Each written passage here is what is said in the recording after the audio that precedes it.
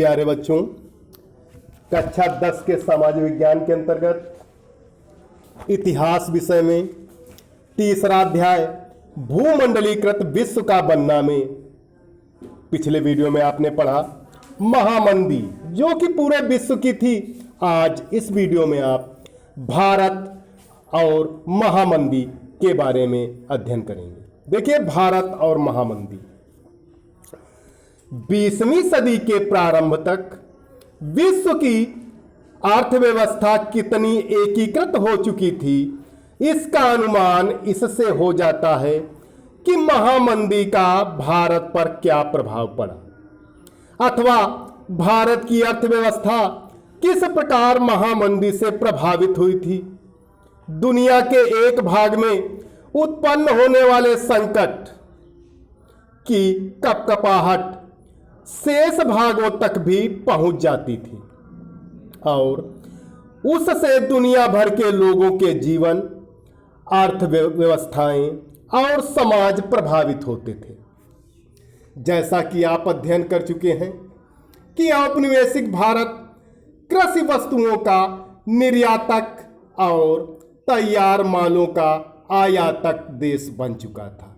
निर्यात बेचना होता है, आयात खरीदना होता है।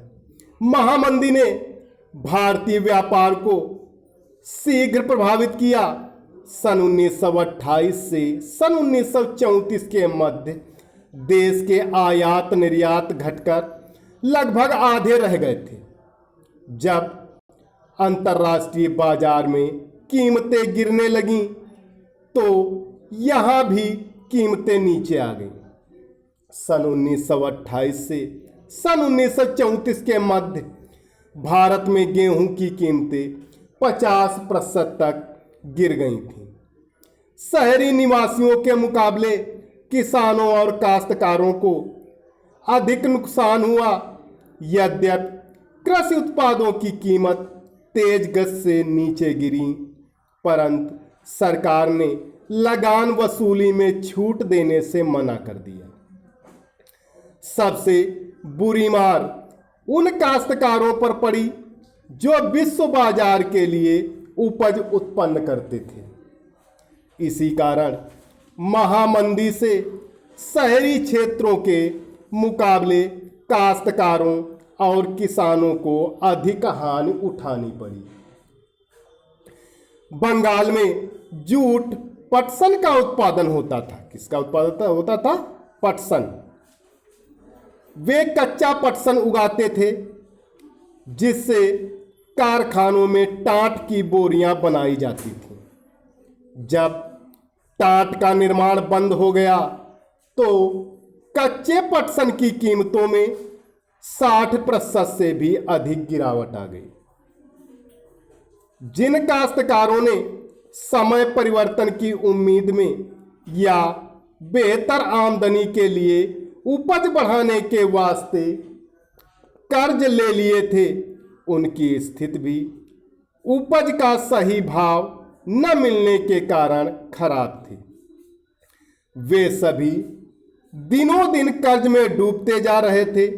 इसी विपत्ति को ध्यान में रखकर बंगाल के एक कवि ने लिखा था, चलो भाइयों नकद की उम्मीद में और अधिक पटसन तुम उगाओ, लागत और कर्जे में पिसकर नाउम्मीदी पाओ, सारी पूंजी लगा फंसाकर फसल खड़ी कर जाओ, घर पर बैठे बनिए देंगे 5 रुपए मन भाव। तो ये एक बंगाल के कवि ने कविता लिखी थी। काश्तकार पहले से भी ज्यादा कर्ज में डूब गए थे। पूरे देश की यह स्थिति थी। खर्चे पूरे करने का कारण उनकी बचत समाप्त हो चुकी थी। जमीन सूदखोरों के पास गिरवी रखी थी। घर में जो भी गहने जेवर थे सभी बिक चुके थे। मंदी के इन्हीं वर्षों में भारत कीमती धातुओं, विशेष रूप से सोने का निर्यात करने लगा था।